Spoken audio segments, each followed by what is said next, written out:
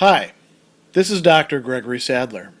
I'm a professor of philosophy and the president and founder of an educational consulting company called Reason.io, where we put philosophy into practice. I've studied and taught philosophy for over 20 years, and I find that many people run into difficulties reading classic philosophical texts. Sometimes it's the way things are said or how the text is structured. But the concepts themselves are not always that complicated, and that's where I come in. To help students and lifelong learners, I've been producing longer lecture videos and posting them to YouTube. Many viewers say they find them useful. What you're currently watching is part of a new series of shorter videos, each of them focused on one core concept from an important philosophical text. I hope you find it useful as well. In Book 2 of his On the Nature of the Gods, where Cicero is having the Stoic Balbus presenting the Stoic point of view, they veer off into a long discussion about providence, whether there is sort of a plan, an intelligent arranging to things within the universe. And one of the important discussions that's going to take place begins with Balbus saying, I have to show all things are under the sway of nature and are carried out by her in the most excellent or beautiful pulcherrime manner. And then he says, but first I must briefly explain the meaning of this term, the meaning of nature. And the word meaning isn't coming up there in the original Latin. It actually says, I need to explain quid sit ipsa natura. What is this nature, this very nature that we're talking about? I need to explain what that is. And so first, he's going to run through a number of alternative positions on the meaning of nature. The first one that he talks about, he says, some people define nature as a non-rational, that is not having reason, force, which does what? Which causes necessary motions in bodies. So, notice the term necessary there. It's not just that it makes things happen once in a while. There's sort of like a definite way of doing things that we could come to understand, and there's no rationality or forethought or anything like that involved in there. It's perhaps mechanical or could be understood in other ways.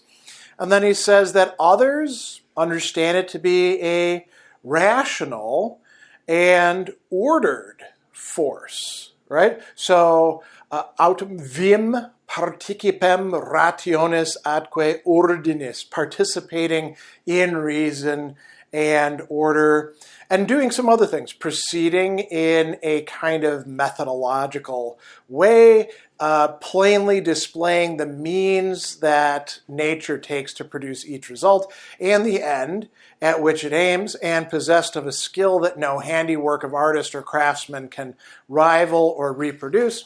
And then he's going to use an example. Think about seeds. If you actually, study what happens with a seed, it's pretty complicated, right? You put the little pumpkin seed as you're a kid into the dirt and you water it, and then you see the shoot come forth. Well, you're not actually seeing the root system, although, you could put it in a glass jar and get to see it there. It's very, very complex and orderly, right? And there's every once in a while some mistake that happens, but it's pretty cool to observe. He says some other thinkers are going to say that nature means the whole of existence, the omnia, the everything. And he says a prime example of this is Epicurus, who divides the nature of all existing things into these metaphysical principles, we could say, atoms, void, and then the attributes of these. And then finally he says, so he's talking about Stoics there, when we speak of nature and that's translated as sustaining and governing principle of the world, but actually principle isn't being used there in the Latin.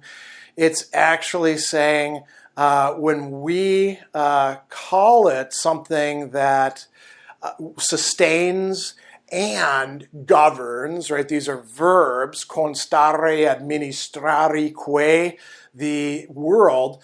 We're not understanding the world as he says, just a lump of stone or clod of earth or something of that sort, which only has a natural principle of cohesion, but rather something like an organic structure, like a tree or an animal, that shows not just order, but also a certain semblance of design to it. Artis quaedam similitudo. So 4 different possibilities. Now, it's not that the Stoics don't also buy into the second, but he's really stressing that they buy into the 4th here. Then he's going to go into sort of a long discussion about what happens within the world. And we'll just look at a bit of it, right? He says, if the plants fixed and rooted in the earth owe their life and vigor to nature's art, surely the earth itself must be sustained by the same power, inasmuch as when impregnated with seed, she brings forth from her womb all things in profusion, nourishes their roots in her bosom and causes them to grow, and herself is in turn nourished by the upper and outer elements.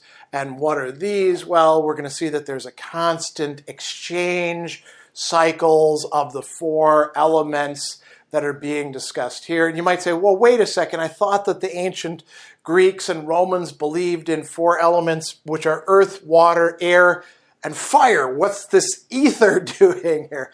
Well, what we call fire down here is a certain kind of destructive ether, but then there's the ether that is in the heavens as well, a fiery substance. And all of these things are, working throughout the world. We also have, a kind of principle, those things which travel towards the center of the earth, which is its lowest point, those which move from the center upward, those which rotate in circles, constitute the one continuous nature of the world. So it's a vast, complex system that is, working itself out regularly. And the question is, well, is it rational? Is it providential? And he's going to go on and say that the world itself, the mundum, is governed, administrari, by nature. And we have to think of it that way because he says, consider the navigation of a fleet, the marshaling of an army, or the budding of a vine or a tree, even the shape or structure of the limbs of an animal. When do these ever evidence such a degree of skill in nature as does the world, the totality of the world itself? So either there's nothing in the world that's actually ruled by a sentient nature, or we must admit that the world is so ruled. And this is an argument which is, you could say, an enthymeme. It's assuming that you already know something, which is that the stuff in the world does seem to make a lot of sense and to have order and structure to it. So if that does, then the world must also be ruled by sentient nature. And he's going to go on and make an interesting argument here that is supposed to clinch this. So, and he's going to do this in several different ways. There's already a prefiguration of it earlier. So the world contains all the other natures, individual natures. The word there is natura, and the seeds, the seminales, right? So because the world contains all these things, it seems weird to say that what contains them wouldn't have that very intelligence, order, structure, intentionality, we might say. And he's got a great, argument here. Great in the sense that it's a striking metaphor. I don't know how good it is as an argument.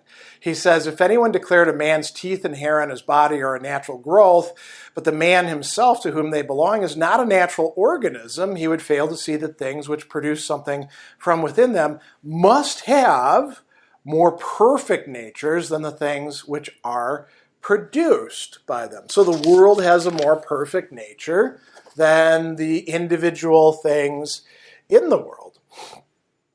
And when we see that individual things are due to, whatever you want to call it, art, purpose, or reason, and he's going to give you plenty of examples here, statues, paintings, a very interesting thing called an orrery, which, here we go. Suppose a traveler were to carry into Scythia or Britain the orrery recently constructed by our friend Posidonius, which at each revolution reproduces the same motions of the sun, the moon, and the 5 planets that take place in the heaven every 24 hours.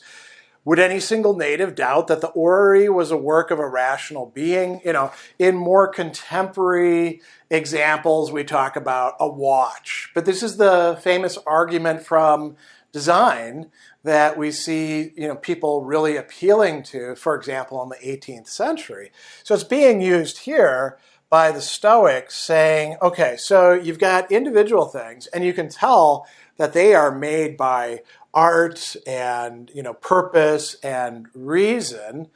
Now consider the world itself, right? Don't you see that the world is so much more complex that it has to be understood as something that was, ultimately organized in a rational, even providential manner by the world itself, by the gods, however we want to think of it. And he's going to bring up the Epicurean point of view again, and he says, the Epicureans, they say that all of this is due to randomness. Imagine that we were to take all the 1 in 24 letters of the alphabet, the Roman alphabet, made of gold, and we threw them together in some receptacle, and then we shook them out onto the ground. It would be possible they would produce the Annals of Ennius all ready for the reader, but I doubt whether chance would succeed in producing even a single verse. But you Epicureans, you seem to think that this whole universe is a product of chance. And not just this universe, but a whole bunch of worlds. He says, that doesn't make any sense. If you don't even think that the clash of atoms can produce a colonnade or a temple or a house or city, these are less difficult things. How's it going to produce a whole world, right? And then he brings up an interesting thing, and we don't see this in Aristotle's text, but he's attributing this to Aristotle.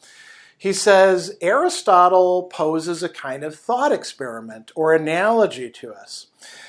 If there were beings who'd always lived beneath the earth in comfortable, well-lit dwellings decorated with statues and pictures and furnished with all the luxuries enjoyed by persons thought to be supremely happy, and they'd never come forth above the ground, they'd learn by report and hearsay of the existence of certain deities and divine powers, and then suddenly we opened up the earth, and they were able to escape from their hidden abode and come forth into the regions we inhabit. When they suddenly saw the earth and looked up at the sky and saw the seas, then they would, have a whole different perspective. He says, when they saw these things, surely they would think that gods exist and that these mighty marvels are their handiwork.